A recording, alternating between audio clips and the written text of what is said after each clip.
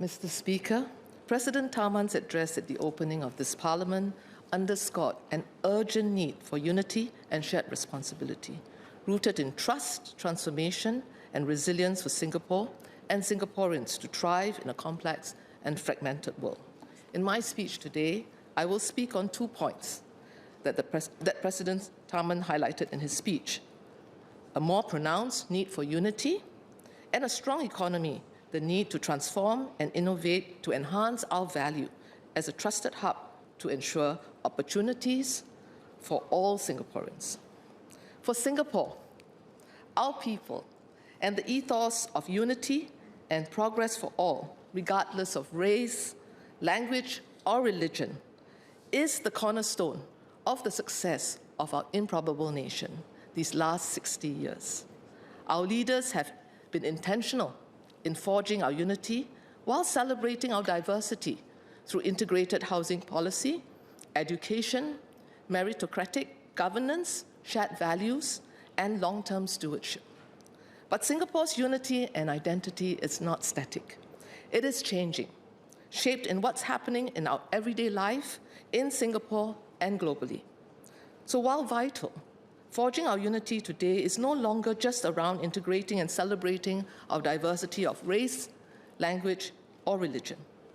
Our population is aging, our society is becoming more diverse, and younger Singaporeans are voicing new hopes for fairness, autonomy, and purpose. Digitalization is reshaping our daily lives. Differences in access can result in who gets access to services, whose voice travels, and what truths feel credible.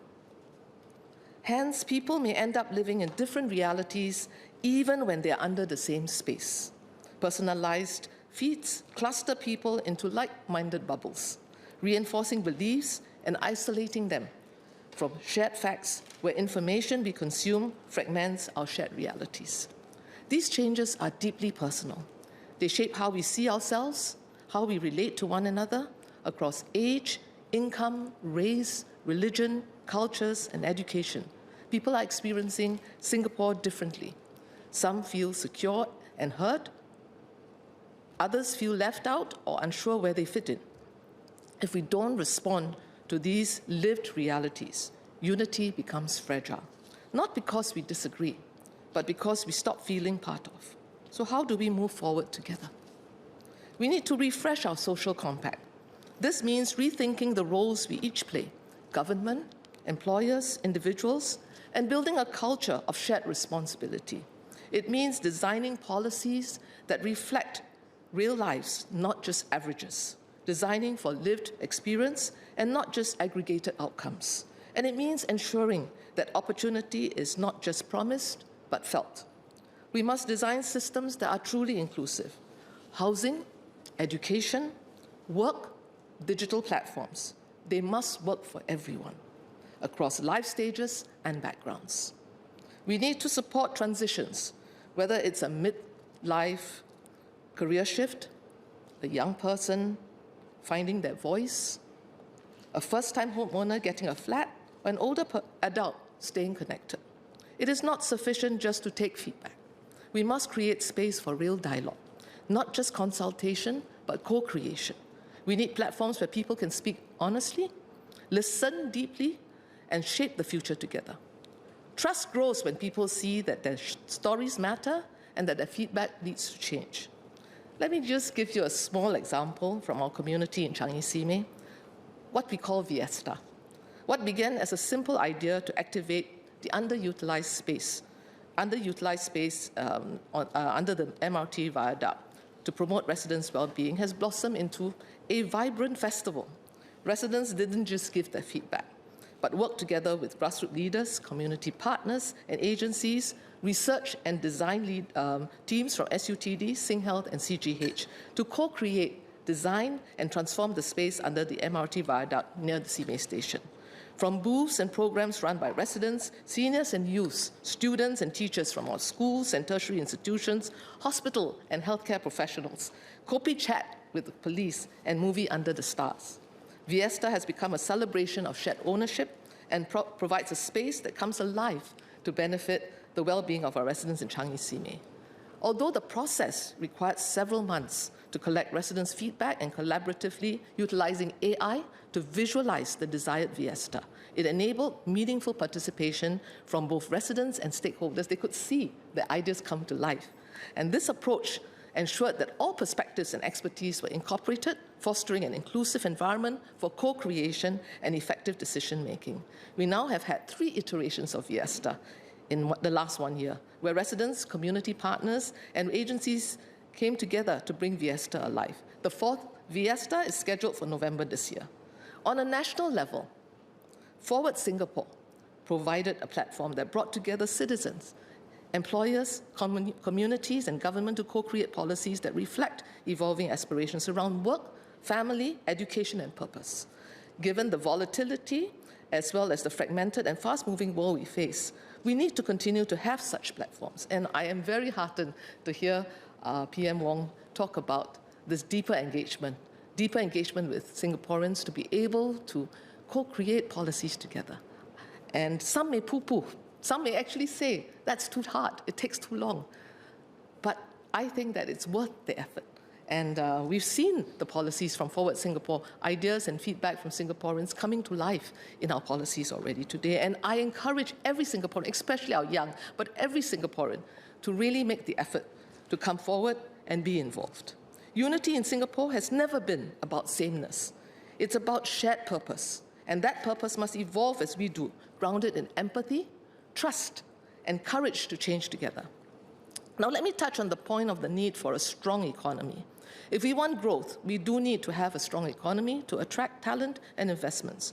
With the current uncertainties and structural shifts that are affecting Singapore, we must support the efforts that DPM Gunn has shared about refreshing Singapore's economic blueprint and keeping Singapore's economy strong and resilient by enhancing Singapore's value as a base for leading firms, a key global business hub, and a vital connector to the global economy. The strength of our economy lies not in discrete moments of growth, but in sustainable progress. This will then lead to opportunities for businesses and the creation of jobs that are relevant to the new world order. But more importantly, strong, sustainable growth will create quality and meaningful jobs for Singaporeans. Economic growth is not just about numbers. It is about people. It's about giving every Singaporean that chance to thrive, to contribute, and to shape the future we share. Technological disruption is accelerating workforce transitions, creating both opportunities and anxieties, affecting opportunities for our young and matured workers. This brings me to the point of what do we do to ensure that businesses continue to contribute to developing an empowered workforce that is ready to seize the opportunities and create jobs. MOM's strategic plan to build a future-ready workforce by encouraging a skills-first approach to hiring will help unlock new talent pools, giving individuals a fair shot based on their skills, supporting companies to create rich career pathways within the organization. And I repeat this, within the organization, as they transform, is important to help retain and stretch our talent, to help them grow and allow them to thrive with these changes. To drive the transformation of the workforce from within the organization, I'm glad that the tripartite work group on human capital capability development will support the uplifting of human resource professions, and the enterprise workforce transformation package will seek to ensure that the technology becomes a tool for inclusion and not displacement. But as we look ahead, we need to take one step back and ask ourselves if we can take a larger view of that whole system and not just specific segments such as our young graduates, mid-career, or matured workers. Is there a better way to achieve our desire of an empowered and future-ready workforce?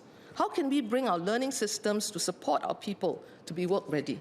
I've spoken many times in this House that Singapore must grow and have opportunities to give Singaporeans fulfilling jobs. And I believe having meaningful work gives Singaporeans confidence, not just to make a living, which is very important, but also to feel included and to have a sense of purpose, belonging, and commitment to the community and to the nation. We must ensure that every Singaporean, regardless of age or background or where we start, can aspire to seize these opportunities. That means investing in skills, supporting career transitions, Designing workplaces that are inclusive and progressive. It means refreshing our economic blueprint to stay nimble in a complex world so that growth uplifts and not divides. So how can we holistically rethink our learning systems in an age of rapid change and disruptions? Our learning systems today is front-loaded and segmented. Internships help to mitigate with opportunities for industry exposure. But how can we build an ecosystem that supports and empowers our workforce to be work-ready? I think apprenticeships can prepare our young for work and cultivate lifelong learning by combining work exposure and integrating it with the learning in schools. It may serve as a means to develop a workforce that is adaptable and inclusive. It offers not just skills, but purpose, through real work experience, mentorship, and meaningful contribution. To unlock its full potential, employers must step up earlier, much earlier, in designing pathways with schools, offering industry exposure before graduation, and guiding young talent from the start. This early engagement strengthens the bridge between learning and work, aspiration and opportunity. By embedding structured hands-on learning within the real work setting, apprenticeships also offer a scalable pathway for mid-career transitions, intergenerational knowledge transfers, and inclusive talent development. Strategically, apprenticeships embed adaptability, deepen knowledge transfer, and foster lifelong learning.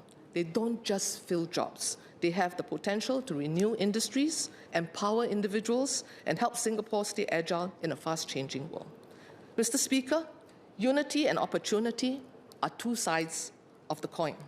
When we build stronger bonds and access to opportunities, we deepen the sense that this country is worth investing in, not only for ourselves, but for one another. A Singapore that we're proud to call home.